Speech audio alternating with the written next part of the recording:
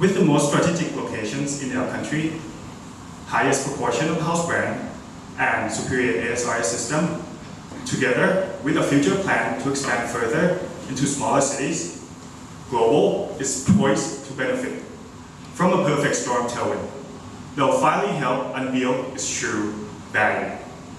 Good morning, distinguished audience. Today, we would like to place a buy recommendation on Global with a target price of 19.5 baht, representing a 17.24% upside. Global currently operates as a modern trade retailer with the most SKU in home improvement and construction materials, where the majority of its customers are from homeowners and small contractors. And Global generates 96% of its revenue in Thailand, while the rest are generated in the Southeast Asia market. So, why buy Global? Because of its strong value, valid industry growth, advantageous position, lasting growth from ESG, underpinned financial strength, and exceptional hidden value. The first key growth driver, valid industry growth. The accelerated investment in the upcountry from projects such as Double Track Railway, EEC Phase 2, and National Highway Network will drive the urbanization rate, leading to an increase in home improvement and construction materials at 3.5% CAGR. Despite the low growth in the total market size, modern trade will still be able to take away market shares from traditional trade, from 32% to 43% in 6 years, supported by the fact that 70% of the customers prefer modern trade over traditional one due to product variety, location proximity, and convenience.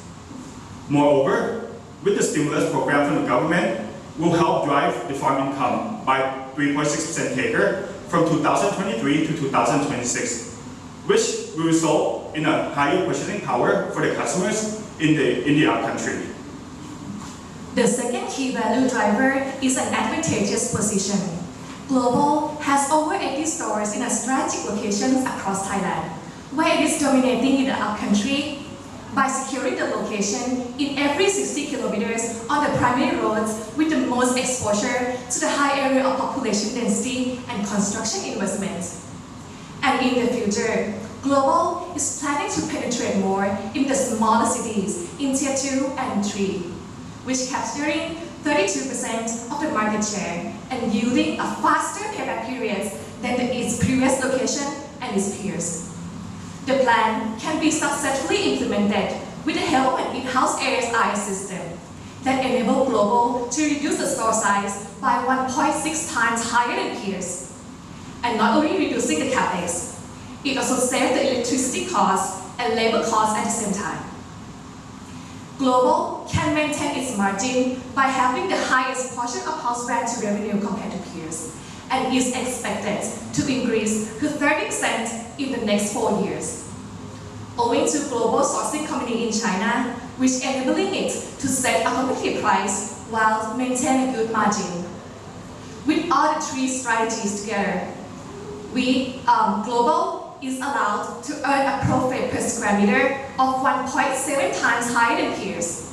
And not only in Thailand, Global also expand internationally in the 5 times under-penetrated Southeast Asia markets. Now, let's moving on to next key value driver, lasting growth from ESG. Through an installation rooftops in all branches, Global is able to save 60% of the electricity cost, which is 1.5 times higher than peers. And it also helps the society by providing the jobs opportunity to the local technicians through Shakti project, which also saving 42 million baht per year. And lastly, Global is also a part of 10% in the world that link ESG performance to its incentive. And as a result, ESG would add 7.5% premium to its intrinsic value. Next key value driver, underpin financial strength. Global strength that able to capture the opportunity aims to expand domestically and internationally, all of which achievable through sufficient demand, can make that cover the sale, added cash, and gearing headroom.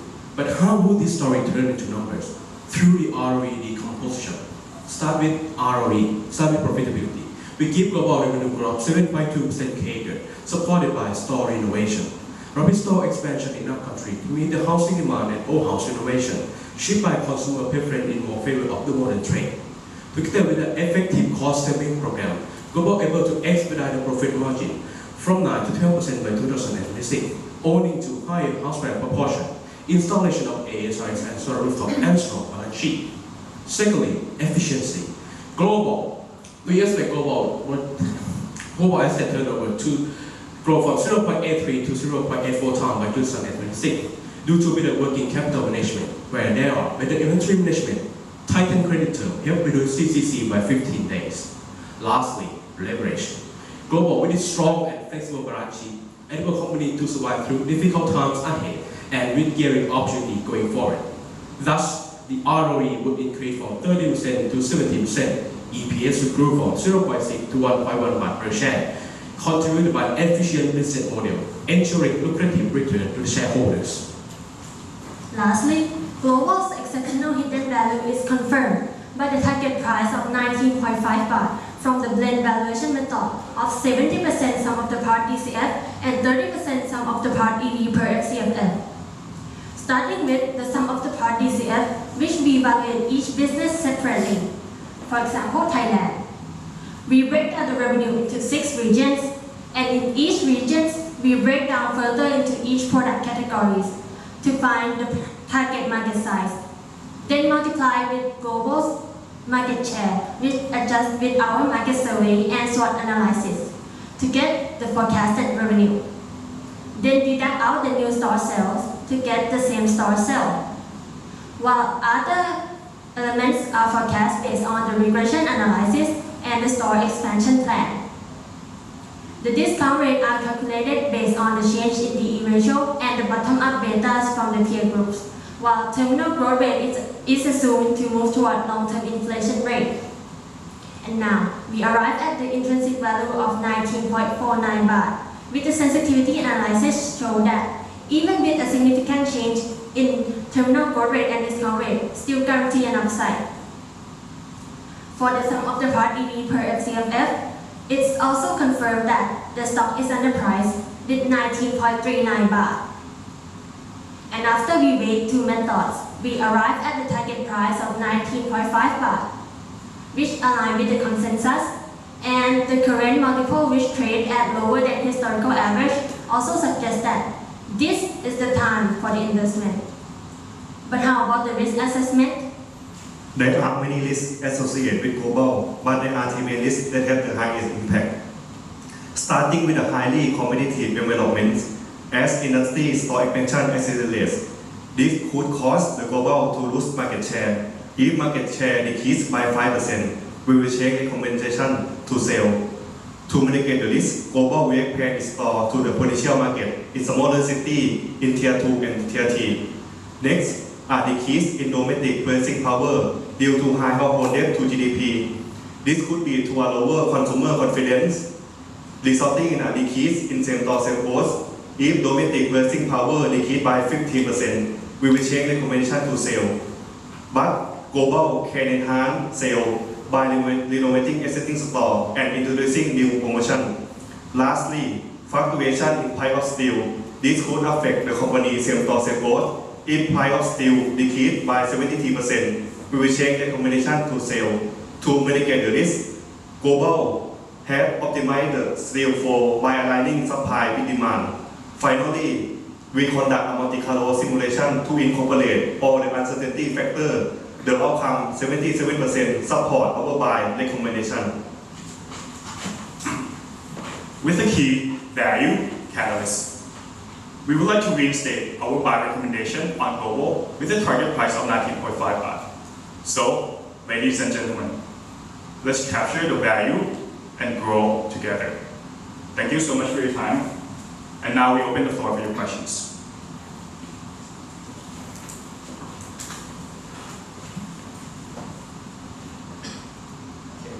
Start first. Can you show us your margin protection for the overall gross margin and net margin?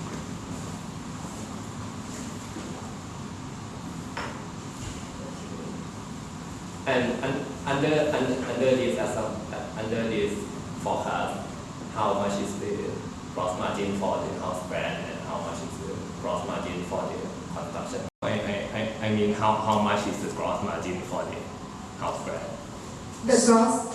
Thank you for the question. So the gross profit margin for the house brand is higher by 15% comparing to the non-house brand. And how much is the non-house brand? Gross profit margin for non-house brand actually is around 25%. So for the house brand, it would yield around 30 to 40%. And how much is the gross margin for construction material?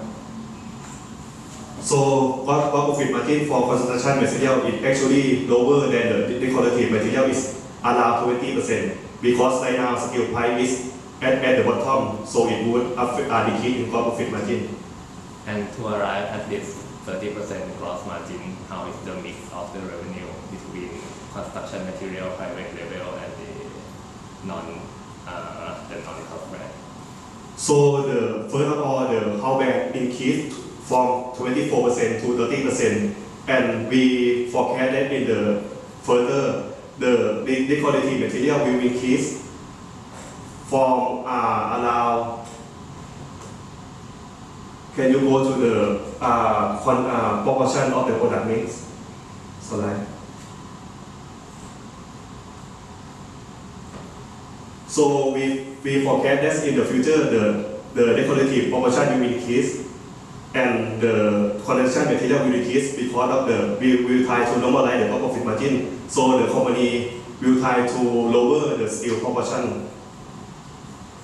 So to summarize my colleague, so 30% in house brand, 50% in non-house brand in decorative, and then 20% in construction. Okay, let's go for a second question. I think can you go to a valuation presentation? You have an upside and downside scenario. Not this one. One with the chart. Yep. Looking at this chart, right? The best case and the worst case, it seems like they're looking at the percent upside to the best case, and the percent downside to the worst case. Looking from this point of view is almost similar. The upside allows 51%. For the worst case, the downside allows 38%. Okay. So can you talk a little bit more on the downside when you are going into each key factors? Yes. So for the worst case, we project that the effect of El Nino will prolong than we expect. So the El Nino effect will lower the annual rainfall, resulting in a decrease in agriculture production. So it results in the farm income, lower farm income. So for the worst case, we project the farm income to go around -2% CAGR. And for the steel price, we project that it's not gonna pick up, it's gonna going down, decrease further. For the house brands, it have the chance that the new house brand might not successful. So we project that in worst case, the company still maintain the house brand decrease from 24% to 19%. Thank you. Okay, this is like your assumption for a worst and also the best case. Yes. Okay, when I looking at this, right, I actually don't see any detail. When you talk about retail consumption on up country, how bad? When you talk about it, when you incorporate like this high debt level in the countries, and looking at the current situation, the economy growth is a lot slower than people thought, right? So how much you factor in? You say consumption growth is negative too. This is all perpetuities, right? Going forward from your projection period. Yes. Yes. So the number -2%, we project that El Nino will prolong than we expect. But the number -2% in worst case, it comes from the historical actual data in the past 20 years. That's the farm income, the minimum, the bottom up is the -2%. And when you do that, right, what happened to the sales? So The revenue growth, the base case, we project to go down 7.2%, but the worst case, we project the revenue growth to be around minus 3%. Consistently minus 3%, the worst case scenario. Not consistently, we project to minus 3% around 2 or 3 years. That's the overall effect of El Nino. That the farm income decrease. Okay, so Yes. what about the base case? The base case, what is it? So the base case is we project farm income to increase around 9% CAGR. 9%. Yes, because of we think that right now the world is because of the COVID-19, the world is now the globalization. For example, in India, they prohibit to export the rice.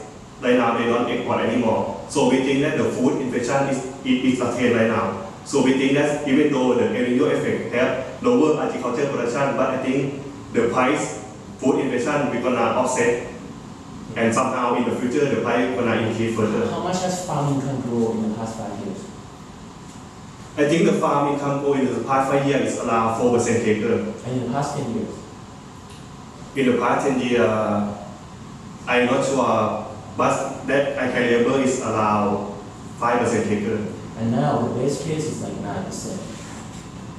Yes, I derived from the historical data. That's just no historical, right? You're saying in the past it's only 5, only 4, 3, Yes, there's no 9 or 10, right? yes, Okay, so you pretty much have a very bullish assumption that if somehow farm income is improving going forward, you're going to give like 9% and jack up your upside case. yes. So if your upside case is, okay, I understand. Okay, maybe this is just want to calibrate your upside and the downside. So it seems like the upside case is quite stretched in my opinion, but that's good to know your assumption. So Yes. this is all for me. Thank you. In your slide, obviously that you think lower steel price is a risk, but if the price is high, it's something good for you. Yes. Your share price. Can you explain the reason? So we are retailer, right? We buy steel and we sell. So if steel price increase, we increase in the same process cost and we increase in the profit margin because we can sell the higher. For example, if right now the steel. If the steel price is higher, it also means your cost of purchase is higher, right? No, because normally the global they optimize the steel for they only order the steel match to the demand of the steel. So they don't have the over demand in their inventory. So it benefit if the steel price is higher because I calculate in the past the global can mark up their margin around 5%. I think it only happens when the steel price rise rapidly, right? You buy it when the steel price is low, but you can sell when it's high. But if it's, if the steel price stays high, it doesn't really happen. The margin expansion, like you said, right? Yes, so if it's remain high, then the global won't benefit from the margin increase. And that could be a risk because when the steel price is high, it could limit the demand, which is actually a risk. But okay, so let me clarify on that point. Can you go to the steel price for that? The actual steel price. So basically, right now, global, like in terms of steel price, it actually at like the lowest. It is projected that in 2024, in the first quarter, it's 12. But looking forward, we have also done the research. We found out the research from MCI. They found that from the peak to 12, it took about 4 to 5 years to reach. Therefore, we have incorporated that. And looking forward, the steel price is expected to rise due to pickup demand from EU, China, not China, I mean America as well as India. How comes? Thank you.